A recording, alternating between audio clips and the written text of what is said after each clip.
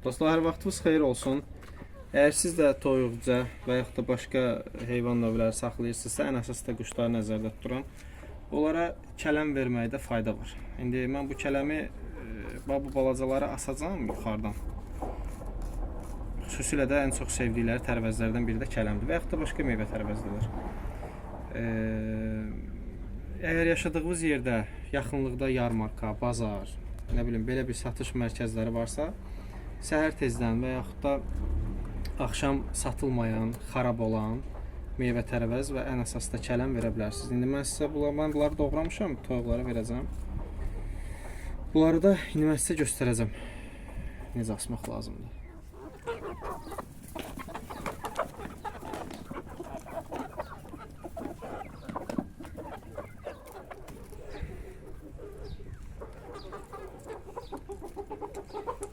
Düzdür, mən yekə kələm almışdım deyə, keçən səfər götürmüşdüm daha doğrusu deyə biraz şurupu yekə eləmişəm, amma indi kələm balacadır.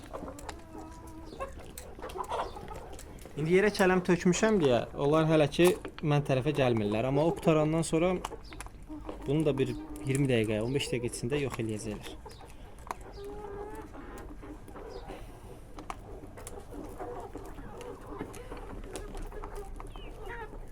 Aha, gəl.